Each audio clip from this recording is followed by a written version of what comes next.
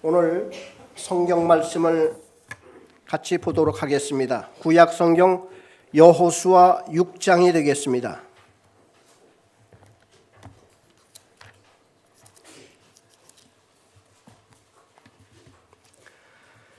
구약 성경 326페이지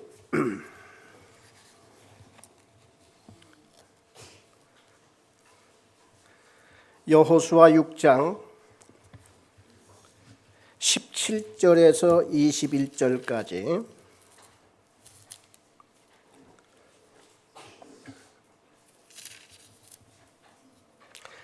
읽겠습니다. 이 성과 그 가운데 있는 모든 것은 여호와께 온전히 바치되 기생 라합과 그 집에 동거하는 자는 모두 살려주라. 이는 우리가 보낸 사자들을 그가 숨겨 주었음이니라. 너희는 온전히 바치고 그 바친 것 중에서 어떤 것이든지 취하여 너희가 이스라엘 진영으로 바치는 것이 되게 하여 고통을 당하게 되지 아니하도록 오직 너희는 그 바친 물건에 손대지 말라. 은금과 동철 기구들은 다 여호와께 구별될 것이니 그것을 여호와의 곳간에 드릴지니라 하니라. 이에 백성들은 외치고 제사장들은 나팔을 불매 백성이 나팔 소리를 들을 때에 크게 소리질러 외치니 성벽이 무너져 내린지라. 백성이 각기 앞으로 나아가 그 성에 들어가서 그 성을 점령하고 그 성 안에 있는 모든 것을 온전히 바치되 남녀노소와 양과 나귀를 칼날로 멸하니라. 아멘. 우리 17절에서 21절까지 나오는 이 말씀 속에 특별히 우리 눈에 띄는 말씀이 몇 가지가 나옵니다. 첫째는 여호와께 온전히 바치라 하는, 여호와께 온전히 바치라 하는 이 말이 네 번이나요, 5절 속에 네 번이나 반복이 됩니다.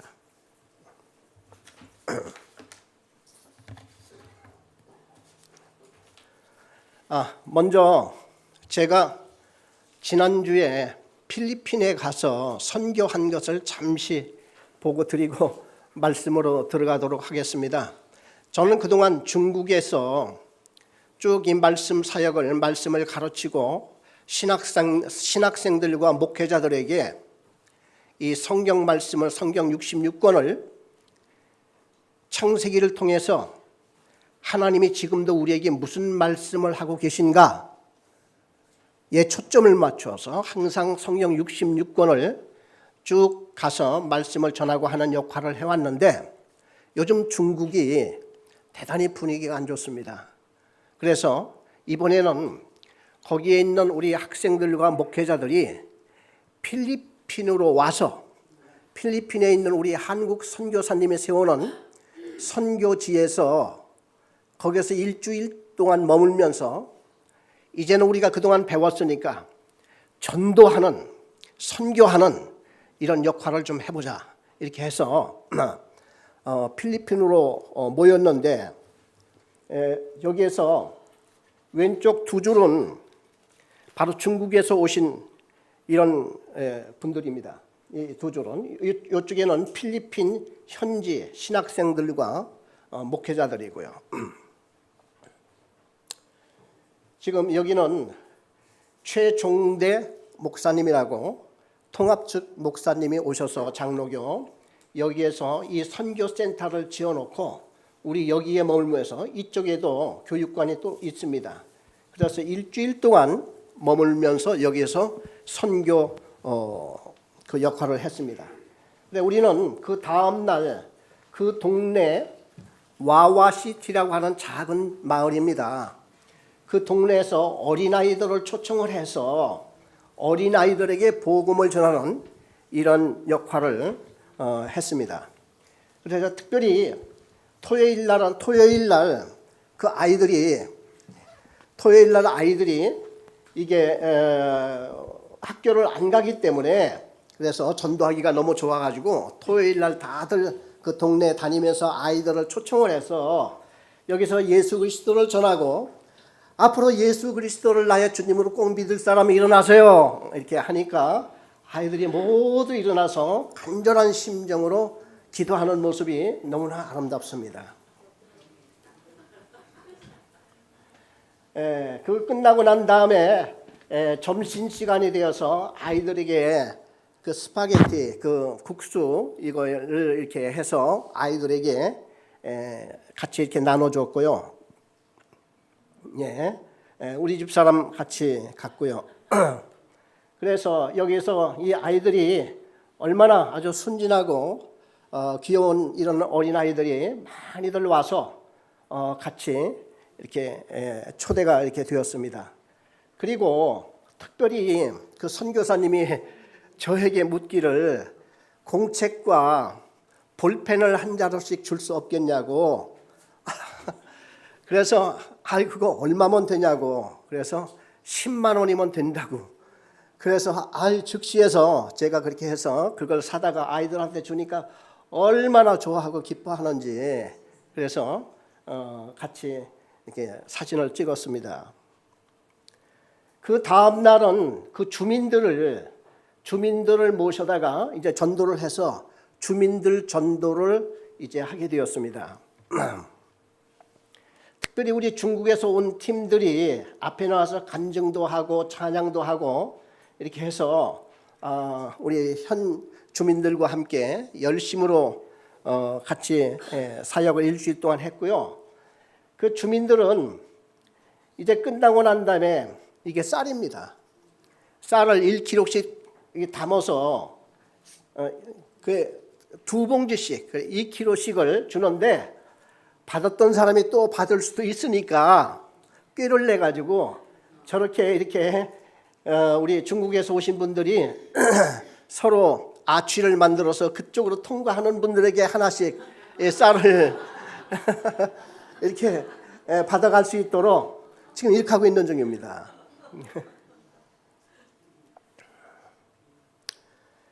이 사람들은 그 필리핀 현재 신학생들과 목회자들, 교회 일꾼들입니다. 그래 이분들이 너무 수고를 많이 하셨고요.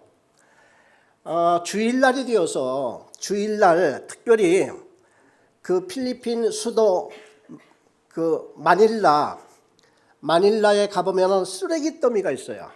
그 유명하죠? 쓰레기 더미가 있는데 그 쓰레기 더미에 동네가 있어요. 그리고 쓰레기를 뒤져서 사는 사람입니다. 그래 이번에 무서운 대통령이 나와가지고 다 철수하라고 막 야단을 쳐서 철수를 했는데 다시 모여들기 시작해요. 살 수가 없으니까. 그런데 거기에 교회를 졌어요. 우리 그 선교센터에 계시는 우리 한인 선교사님이 필리핀 목회 사역자들을 길러서 거기에 전도사로 파견을 했습니다. 그래서 주일날 그 교회를 가려고 동네에 거기는 버스가 없어요.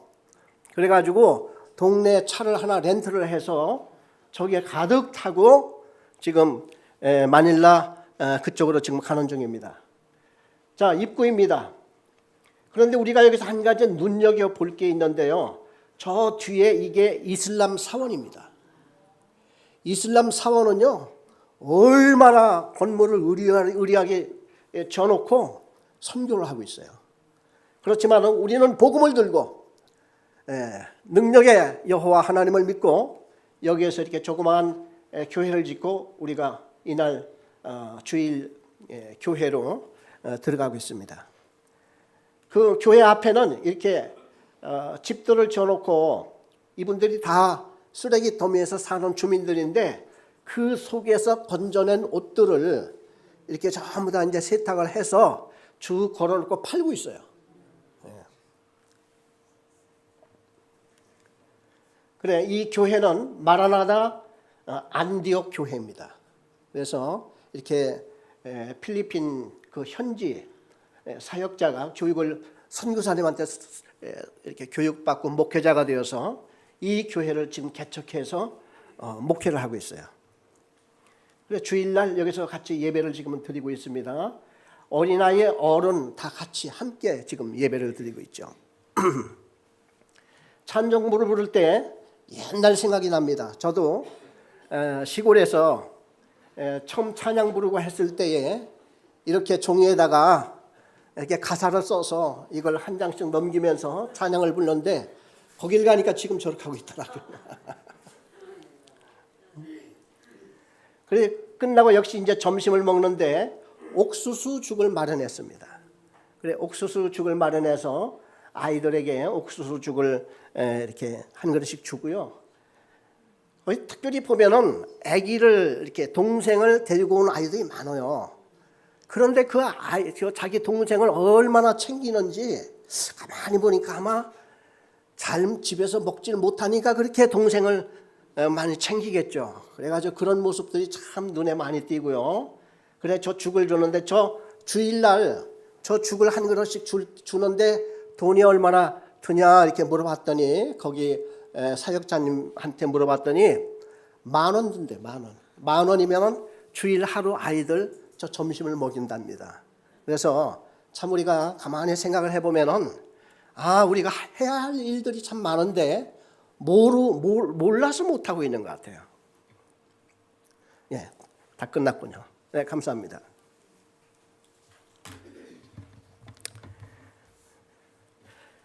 자, 오늘 읽은 말씀 저기에 또 왔다 갔다 하느라고 다 잊어버렸네요. 오늘 읽은 성경의 여호수아 6장 17절에서 21절까지 말씀을 읽었는데 이 말씀 5절 가운데 특이한 말씀들이 몇 구절 눈에 띕니다. 그게 뭐냐면은 하나님께 온전히 여호와께 온전히 바쳐진 성, 여호와께 온전히 바쳐진 것을 절대 너희들은 거기에 손을 대지 말아라. 그리고 온전히 바쳐진 여호와 앞에 바쳐진 이러한 성이니까 그 여리고 성 안에 있는 사람도 다 하나도 빼놓지 말고 진멸을 하고 또 양과 소와 나귀도 다 죽이고 금이나 은, 동, 철, 가구 같은 게 있으면 그건 온전히 거두어다가 여호와의 곳간에 갖다 놓으라. 이런 말씀이 나와요.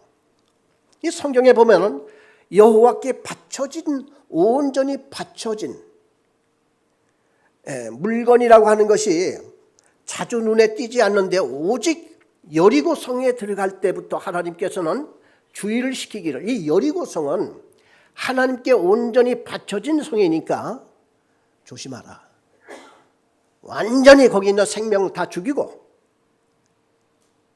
짐승도 다 죽이고 모든 물건은 절대 가져서는 안 된다. 이 말씀을 하고 계세요. 그래서 온전히 바쳐진 물건, 바쳐진 것이라고 해서 이것을 히브리 말로 헤렘이라고 하는 아주 특이한 이런 단어입니다. 헤렘. 그래서 이 헤렘이라고 하는 이 단어를 좀 더 사전을 찾아서 이 분석을 하면은 두 가지 의미가 나와요. 첫째는 진멸하라, 죽여라. 여러분 우리 성경을 읽다가 창세기부터 쭉 성경을 읽는데 하나님은 생명의 하나님, 죽어가는 생명도 살리시는 하나님, 그리고 꺼져가는 등불도 끄지 아니하시고 상한 갈 때도 하나님은 꺾지 아니하시는 자비로우신 하나님이신데 웬일로 이 여호수아 여기에는 남녀노소 그 아이들이 무슨 죄가 있습니까? 그 남녀노소 이 아이들 노인들 다 죽이라는 거예요. 아주 진멸하라. 그래 진멸이라고 하는 이러한 헤렘이라고 하는 그 단어 속에는 진멸하라 하는 이런 뜻이 있고요. 또 그 속에는 무슨 뜻이 있냐면은 대속한다 하는 뜻이 있습니다. 대속. 이건 굉장히 의미심장한 뜻입니다. 왜냐하면은 이쪽에 누구 하나가 희생당함으로 한쪽에 살려지는 이게 대속입니다. 그 가장 우리 큰 예로 예수님이잖아요. 예수님이 무슨 죄가 있어요? 그런데 그분을 얼마나 하나님이 처참하게 진멸을 시켰는지 그분이 처참하게 죽고 난 후에 우리는 하나님의 은총을 입고 사랑을 입은 우리는 은총의 시대에 지금 살아가고 있는 거예요. 누구 때문에? 예수님 때문에. 지금 헤렘이라고 하는 이 단어 속에 여리고 성을 하나님께서는 진멸시키라고 지금 하는 그 속에는 무슨 의미가 담겨져 있는가 하니 대속의 의미가 담겨져 있어요. 자, 그 가나안 땅에는 여리고 성만 있겠습니까? 가나안 땅에는 지금 여리고 성 말고도 수많은 성들이 지금 있는데 그것들을 다 이제 점령해 갈 거예요. 이스라엘 백성들이 다 점령해 갈 것인데 유독 여리고 성만큼은 완전히 그냥 다 진멸하고 성도 완전히 부셔버리고 그리고 그 후에 누가 이것을 만약 새로 짓는다더니 하게 되면 그 가족이 멸절될 것이라고 하는 예언까지 하고 있어요. 그 이유가 뭐냐? 바로 하나님께서는 여리고 성을 그 가나안 땅의 다른 모든 성 중에서 그 성들의 모든 죄악을 여리고 성에 한 번에 몰아넣고 이 성을 진멸시키고 나머지 성들은 은혜를 베풀어서 이스라엘 백성들이 점령하고 살아갈 수 있도록 하나님께서 만드시는 깊은 의미가 들어있는 거예요. 그럼 여기서 두 가지가 우리가 볼 수 있는데 첫째는 하나님은 왜 이렇게 진멸을 하라고 하나?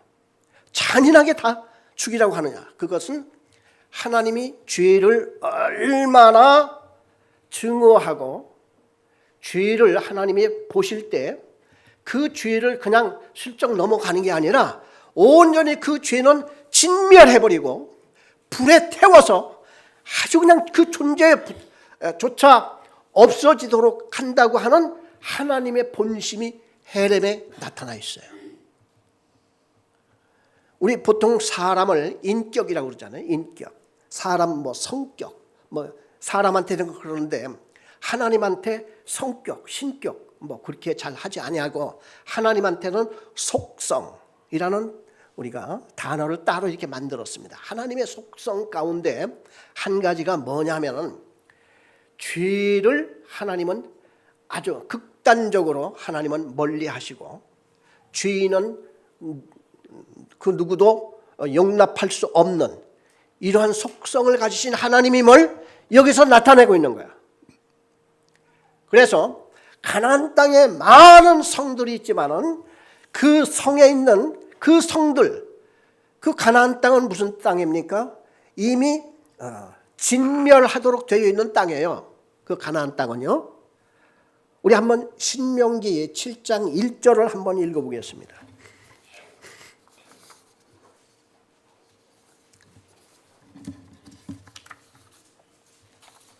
여호수아 그 전이 신명기인데 신명기 7장 1절에서 3절까지 4절까지 우리 다 같이 한 음성으로 읽어보겠습니다.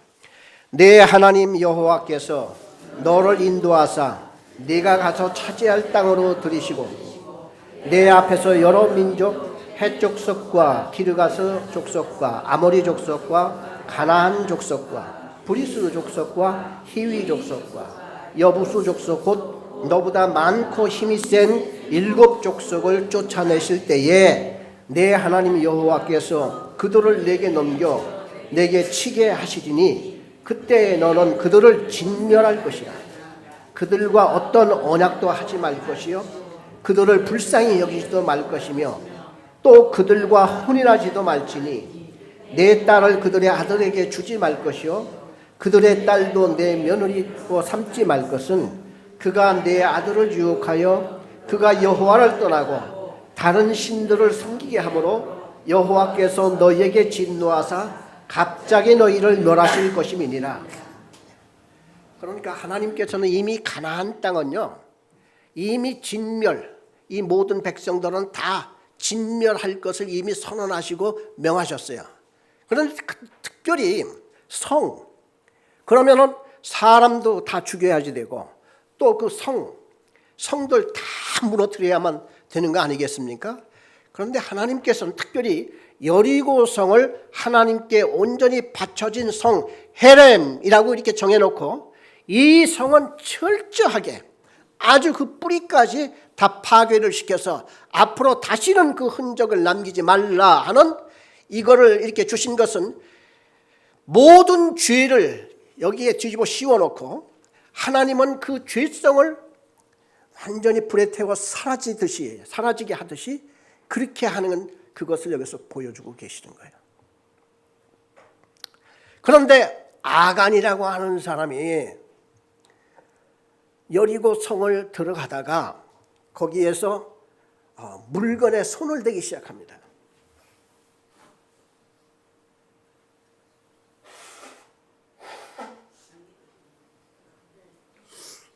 필리핀이 얼마나 더운지.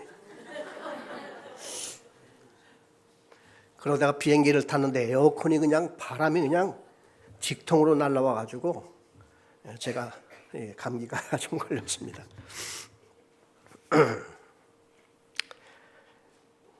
그 아간이라고 하는 사람이 여리고 성이 다 무너진 다음에 거기에서 이제 그 성에 들어가 가지고 아마 그 군인 중에 하나였던 모양이죠. 가서 보니까 그냥 눈이 확 돌아갈 수 있는 좋은 물건이 딱 보이는 거예요. 보니까 외국산 외투. 외국산 외투 참 어느 나라에도 다들 좋아하는 물품이죠. 외국산 외투 하나와 은 20세겔, 그 다음에 금덩어리, 이게 눈에 딱 보이는 거예요. 근데 그걸 보자 아간이라고 하는 사람이 그냥 갑자기 마음이 흔들리고 뭐 헤렘이고 뭐고 싹 사라지고 여기에 손을 대서 이걸 물건을 들고 나온 거예요. 여러분, 우리가 만약에 하나님이 절대 대지 말라고 한 거기에 우리가 딱 보니까 10,000원짜리 10%는 덩어리 이만한 거 다 있고, 누런 50,000원짜리 덩어리 이만한 게 있고, 이게 눈앞에 탁 보이는데 아무도 보는 사람이 없어요. 여러분 어떻겠습니까? 이 사람은요, 하나님께서 십계명에 보면은 탐심하지 말라 하는 이런 계명이 있습니다. 사실상 모든 죄를 지은 사람들이 이 탐심 때문에 다 무너져요. 아담과 하와가 선악과를 따먹지 말라고 했을 때에 그 에덴 동산에서 그 과일이 없겠습니까? 과일 따먹고도 남을 만큼 온갖 참 이런 풍성한 과일들이 있었었는데도 불구하고 유독 그 선악과를 보고 그걸 따먹는단 말이죠. 그러니까 참으로 많은 사람들이 그 탐심에 의해 가지고 그 아간 역시도 여리고성에 들어가서 들었을 거예요. 여호수아가 신신당부를 했을 것입니다. 절대 이것은 여호와께 바쳐진 성이고 물건이기 때문에 손을 대지 말아라, 이렇게 했는데 이걸 댔어요. 그런데 그 다음 날 아무도 지금 모르는 거죠. 이 사람은 혼자밖에 모릅니다. 그 다음 날 다시 이제 두 번째 조그만 성이에요. 조그만 성인데 보통 한 몇십만 되는 큰 대군이었었는데 이스라엘 백성이 야, 저 성은 참 초라하기 그지없구나, 조그만 성이니까 그저 한 젊은 우리 청년들 한 3,000명만 보내자. 그렇게 보냈는데 웬걸 가서 싸움을 하다 보니까 얼마나 맹렬하게 달려들고 하는지 이 이스라엘 젊은 병사 36명, 그 꽃다운 나이 젊은 청년 36명이 죽고 대패를 해서 돌아왔어요. 여호수아가 얼마나 충격이 컸겠습니까? 하나님께서는 우리와 함께 하시겠다고 했고 이 가나안 땅을 전부 다 그 점령, 너희들이 발바닥으로 밟는 곳마다 하나님이 다 주시겠다고 이런 약속까지 다 하셨지 않습니까? 여리고성은 참 이상하게, 그 여리고성 전쟁은요 참 이상해요. 성을 한 바퀴씩 돌고 나서 마지막 날에 7바퀴 돌고 소리를 지르니까 지진으로 무너지고 하는 이런 이상, 이것은 아마도 하나님께서 바쳐진 성이기 때문에 야, 너희들은 내가 하는 거 가만히 보고만 있어, 아마 그렇게 해서 여리고성을 하나님께서 그렇게 무너뜨리신 것 같아요. 그런데 아이성에 가서 아이 뭐 이런 참패를 당하고 끔찍한 일을 당했단 말이죠. 그래서 여호수아는 하루 종일 여호와의 성막 앞에 무릎을 꿇고 앉아서 하나님 앞에 기도를 합니다. 하나님 웬일이십니까?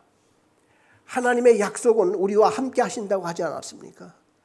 하나님 무엇 때문에 도대체 이렇게 우리가 대패를 할 수 있도록 이렇게 하셨습니까? 주님, 하나님의 응답이 없어요. 그런데 해가 뉘엿뉘엿 넘어갈 때까지 여호수아는 그렇게 하고 꿇어 엎드려 마당에 그냥 앉아 있습니다. 이때 해질 무렵에 하나님의 음성이 들렸어요. 내가 손대지 말라고 하는 그 여리고 성에서 물건을 훔쳐내온 자가 있다. 그러니까 여호수아가 얼마나 그냥 가슴이 덜컹합니까? 주님, 알겠습니다. 그 다음날 새벽부터 전 이스라엘 모든 민족을 소집을 하고 그리고 제비 뽑기를 합니다. 12지파 중에서 그 중에 제비를 뽑아서 한 민족을, 한 족속을 이렇게 뽑아내요. 그리고 그 족속에서 또 여러 가문들이 또 쭉 몇만 명 되니까 그 한 지파 중에서도요. 그래 이 사람들 중에서 그 가문을 또 제비를 뽑아서 지금 누가 그 속에 범인이 있는지 몰라요. 제비를 계속 뽑아가는데 마지막에 아간이라고 하는 사람이 딱 걸렸어요. 그래 물었습니다. 아간아, 그 내 행위를 솔직하게 얘기를 하라. 내가 여리고 성에서 물건을 훔쳐냈느냐? 그러니까 얘기를 안 할 수가 없지 않습니까? 예, 제가 외국산 외투 하나와 은과 금을 제가 훔쳐다가 우리 집 장막, 그 텐트 밑에는 모래죠. 텐트 밑에다가 모래를 파고 거기다 은과 금을 이렇게 감춰두었습니다. 그러니까 여호수아가 한 청년을 보내서 빨리 거기 가서 그걸 찾아봐라. 그래 그 사람이 그걸 가지고 나왔어요. 이래서 이 아간이라고 하는 사람을 그 아들과 손자 손녀, 그 정말 그 부인과 그 손자 손녀 이 사람들은 이게 정말 아버지 한번 잘못 만난 죄로 그냥 가문이 멸족을 당합니다. 이 사람들 이 가족을 끌고서 아골 골짜기라고 하는 데로 갔어요. 아골 골짜.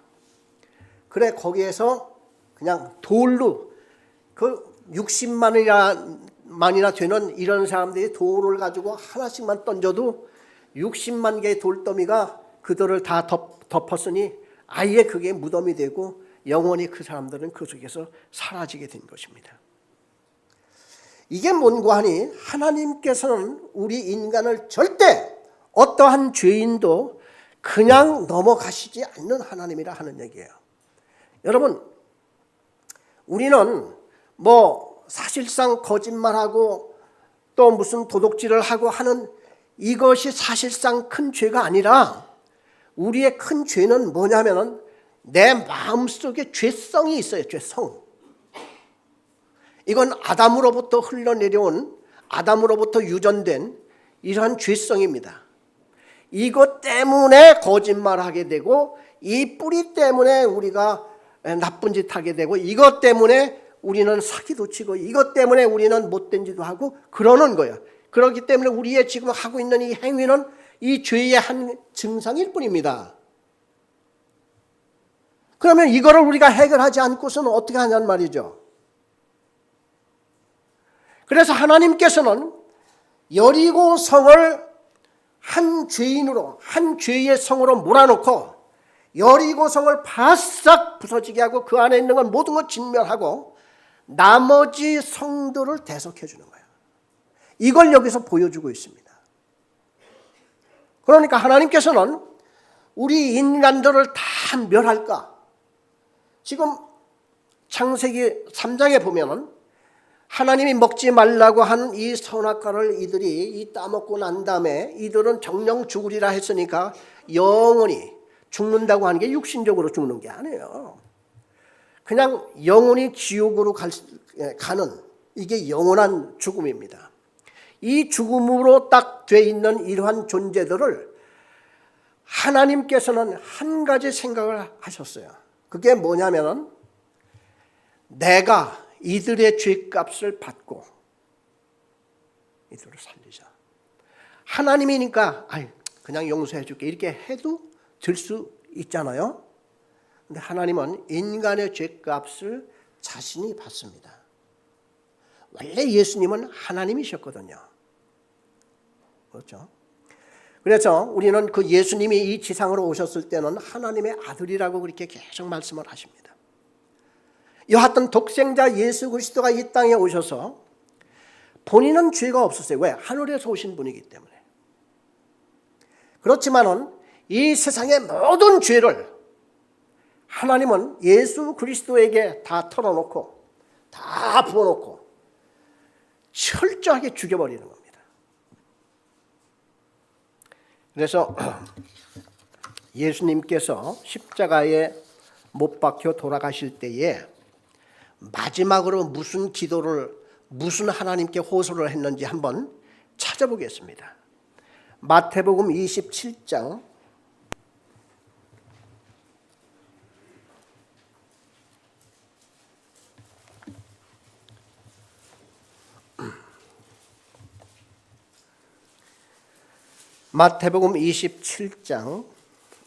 46절입니다. 다 같이 한 음성으로 읽겠습니다.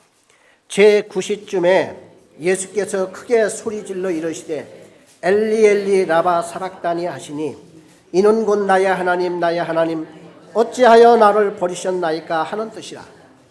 예수님이 십자가 위에 못을 박히면서 숨이 떨어지기 직전에 하나님께 호소하고 기도하고 한 기도가 나의 하나님 나의 하나님 어찌하여 나를 버리셨나이까. 하나님은 예수 그리스도를 그 순간에 완전히 버리신 거예요. 예수님이 아무리 기도를 해도 예수님을 돌아보지 아니하신 거예요. 왜? 세상 죄를 다 지고 있는 죄인이기 때문에. 그래서 성경에는요 언제나 이 대속의 원리 이걸 모르면은 내가 왜 의로워지는지 이거를 우리는 잘 이해를 못합니다. 우리가 의로워졌거든요. 사도 바울이 그렇게 성경을 잘 알고 구약 성경에 달통을 하고 달통이 아니라 통달인가요? 구약 성경에 통달을 하고 이러신 분이 누구에게도 지지 않죠. 성경에 대하면 이렇게 전문가 이런 분이 왜 하나님이 보내신 정작 메시아를 보고 못 알아봤을까요? 이게 참 의문 아닙니까? 왜 이스라엘 백성들이 그렇게 하나님의 말씀에 철저히 훈련되고 이렇게 하나님의 말씀에 사로잡혀서 지금까지 온 이러한 이스라엘 백성들이 정작 하나님이 보내신 메시아를 왜 몰라봤을까요? 왜 이들이 예수를 십자가 못 박아 죽여버렸을까요? 바울이 그에 대한 대답을 합니다. 나중에 예수를 믿고 바울이 예수를 믿고 난 다음에 그에 대한 자기가 왜 그랬던가에 대한 그 얘기를 합니다. 다 같이 로마서 10장 1절을 보겠습니다.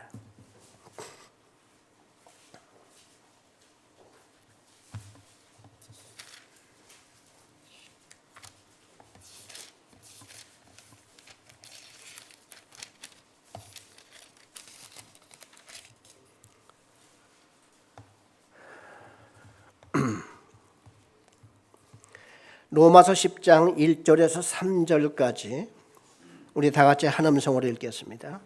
형제들아 내 마음에 원하는 바와 하나님께 구하는 바는 이스라엘을 위함이니 곧 그들로 구원을 받게 함이라. 내가 증언하노니 그들이 하나님께 열심히 있으나 올바른 지식을 따른 것이 아니니라. 하나님의 의를 모르고 자기의 의를 세우려고 힘써 하나님의 의에 복종하지 아니하였느니라. 이게 뭐냐면은 바울과 이스라엘 사람들이 그 당시에 무슨 생각을 갖고 있었는가 하니 우리는 아브라함의 택한 족속이야.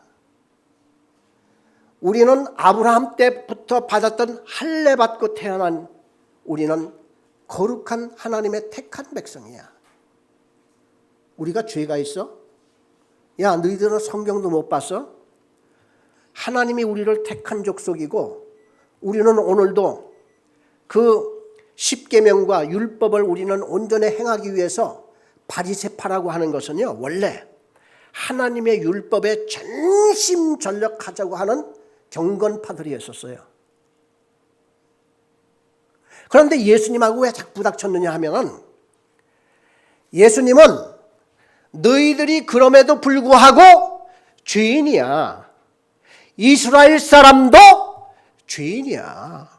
너희들도 아브라함의 자손이야. 다만 상징으로 하나님께서 구별을 해놨다고 하지만은 이 세상에는 의인이 따로 없어. 모두가 다 죄인이야. 우리에게 율법을 주신 것은 율법으로 우리를 구원시키려고 하나님이 주신 게 아니라 너희들이 죄인이면서도 죄인인 줄을 모르니까 그 율법을 주어서 죄인이라는 사실을 깨닫게 하기 위해서 율법을 주셨어. 로마서 3장 20절을 한번 보겠습니다.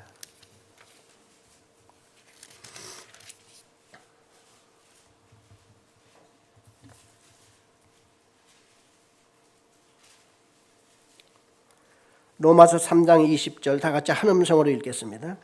그러므로 율법의 행위로 그의 앞에 의롭다 하심을 얻을 육체가 없나니, 예, 우리 10절로 올라가겠습니다. 로마서 3장 10절을 10절에서 12절까지 우리 함께 읽어보겠습니다.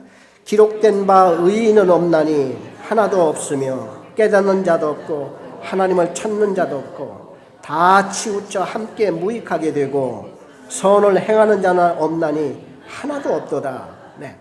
이게 헬라인이나 유대인이나 이방인이나 아브라함의 자손 이스라엘 백성들이나 똑같이 죄인이다 하는 것을 바울이 쓴 이게 로마서 서신이거든요.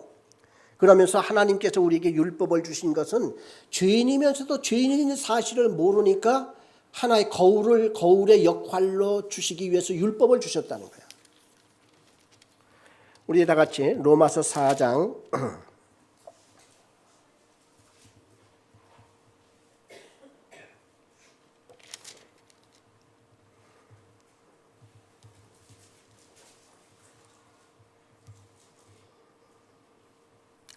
성경을 그냥 새로 하나 싹 바꿨다니 줄을 안 쳐놔가지고 못 찾겠네. 여기 보면은 율법은 7장 7절 로마서 7장 7절을 한번 찾아볼까요? 다 같이 한 음성으로 읽겠습니다. 그런즉 우리가 무슨 말을 하리요? 율법이 죄냐? 그럴 수 없느니라. 율법으로 말미암지 않고는 내가 죄를 알지 못하였으니 곧 율법이 탐내지 말라 하지 아니하였더라면 내가 탐심을 알지 못하였으리라. 그래서 바울이 마지막으로 자기가 고백한 그 고백 사실이 뭐냐면은 하나님이 보내신 그 의로운 예수 그리스도의 의는 모르고 내가 갖고 있는 의를 주장하려다 보니까 예수를 죽인 거예요. 전 이스라엘 백성들이 그 죄를 범한 겁니다. 자기들은 의인이라는 거예요. 누가 죄인이냐? 이방인들이 죄인이라는 것이죠. 이것 때문에 자기의 의가 하나님의 의보다 더 크게 보인 거예요. 왜 내가 그래 예수님은 오셔서 회개하라고 막 하지 않습니까? 왜 우리가 회개를 해? 이렇게 율법에 지금 충실하고 이렇게 열심으로 지금까지 살아오고 있는데 어느 젊은이가 예수님한테 어떻게 구원을 받아야 할까요? 하고 이렇게 묻는 젊은이가 있었었죠. 그때 예수님께서 나 율법을 잘 행하라. 지금까지 율법 잘 행하고 있습니다. 막 그러죠. 그러니까 예수님이 내 재산을 다 팔아 나를 따르라. 이러니까 자기가 죄인이라는 사실을 깨닫지 못하기 때문에 그가 죄인이라는 사실을 깨닫게 하기 위해서 예수님께서 자꾸 그에게 혼으로 몰고 간 거예요. 이렇게. 자, 그래서 오늘 우리 이 여리고성은 하나님께서 특별히 지금 가나안 땅에서 이 여리고성 같은 이런 하나님께 온전히 바쳐진 성이라고 하는 것은 없습니다. 오직 여리고성 하나예요. 이 여리고성을 하나 샘플로, 하나 속죄 희생 제물로 하나님이 삼아놨기 때문에 이거를 하나님은 철저히 파괴하고 다 죽여버리고, 그리고 나머지를 하나님께서는 나머지 성에서 자유를 얻게 하시는데 여기에서 나합 기생이 살아나죠. 그래서 하데스라고 하는 헤레스라고 하는 이렇게 헤레스 이렇게 두 가지 단어가 아주 특별히 그 히브리 원어에 보면은 아주 대조적으로 나오는데, 나합 기생은 은총을 받고 하나님 앞에 사랑을 받고 살아나고, 그 다음에 나머지는 다 진멸하는데, 바로 예수 그리스도가 우리를 위해서 완전히 진멸의 이런 희생 제물로 되고, 대신 우리가 그 후로부터 은혜, 은총의 시대, 사랑의 시대 속에서 우리는 살아가고 있습니다. 그래서 그 예수님이 나의 하나님 어찌하여 나를 버리시나이까 그러죠. 하나님이 버리신 거예요. 왜? 완전히 세상 죄를 다 지고 가는 그 예수를 철저히 외면시키고, 그때 막 날이 어두워졌다고 그랬잖아요. 태양, 해까지도 그냥 그 빛을 발하지 아니하고, 이거는 완전히 죄를 하나님이 멸망시키는 그런 징조로 보여주신 것입니다. 그리고 마지막에는 예수님이 딱 한마디, 다 이루었다, 그 말씀을 하세요.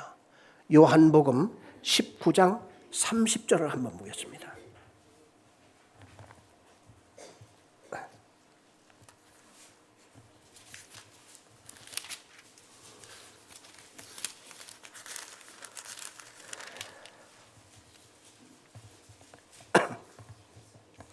다 같이 한 음성으로 읽겠습니다.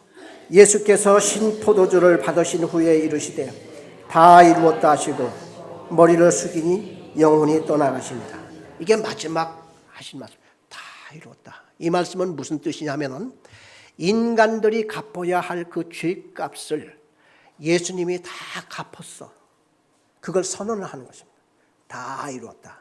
이게 헬라어로는 테텔레스타이라고 하는 이런 짧은 한 문장인데, 이것은 특별히 빚을 다 갚았다 하는, 온전히 다 갚았다 하는 그런 법정 용어입니다. 법정 용어는 그냥 일반 대화하고는 다르죠. 법적으로 이건 딱 이 용어는 완전히 이건 거의 변하지 않는 이런 용어가 아닙니까?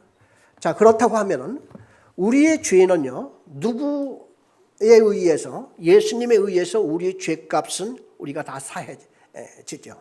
지난 주일날 제가 이런 설교를 한번 한 적이 있습니다. 그 희생양을 가져와서 죽일 때에 먼저 안수하라고 그랬죠. 안수할 때 두 가지 상징이 있습니다. 첫째, 나의 죄가 이 희생 제물에게 다가고, 또 이 양의 거룩하고 깨끗한 것이 나한테 오는 거예요. 그럼 우리가 예수를 믿는다고 하는 그 뜻이 무엇입니까? 십자가에 달려 죽으시는 그 예수님을 보면서 나의 죄가 그분한테 다 가 있고, 그분의 의가 나한테 전달되는 거예요. 이게 예수 믿는다는 의미예요. 아시겠습니까? 예수를 믿으면서도 아직 내가 죄값을 내가 해결하지 못했다고 생각하는 것은, 이건 아주 근본적으로 아직 도달치 못했다는 의미입니다. 예수님의 그 의가 나한테 트랜스퍼가 된 거예요. 내 죄가 그분한테 갔으면 그분의 의가 나한테 와야죠. 이게 우리가 믿는다는 의미 속에 포함되어 있는 겁니다. 그런데 바울 같은 사람도 나중에 알았다니까요. 그러니까 나의 의, 내가 뭐 행해가지고 뭐 율법을 지켜서 나는 거룩해졌다 하는 그 정도의 그런 의가 아니고, 예수님의 의가 나한테 온다니까요. 이게 예수 믿는 사람한테의 끼치는 영향력입니다. 내가 예수를 믿느냐? 예, 제가 예수를 믿습니다. 너는 의인이로구나. 너의 죄는 그 예수님한테 다 갔고 그 예수님의 의가 너한테 왔구나. 성경 하나만 더 찾아보고 마치겠습니다. 갈라디아 3장 13절입니다.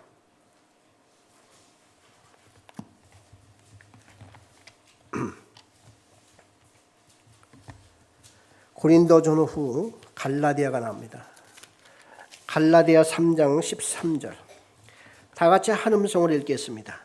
그리스도께서 우리를 위하여 저주를 받은 바 되사 율법의 저주에서 우리를 속량하셨으니 기록된 바 나무에 달린 자마다 저주 아래에 있는 자라 하였습니다.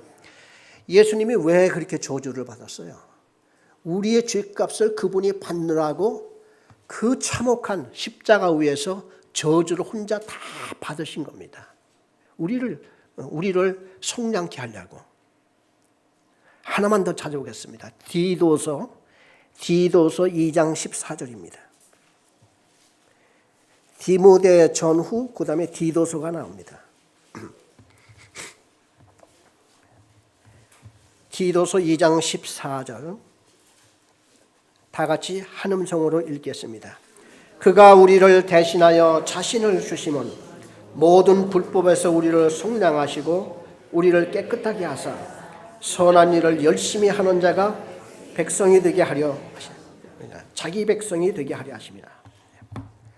우리를 대신하여 자신을 주심은 모든 불법에서 우리를 속량하시고 우리를 깨끗하게 하여서 선한 일을 열심히 하다가 하나님 앞으로 가게 만들려고 죽으셨다는 거죠. 기도하겠습니다.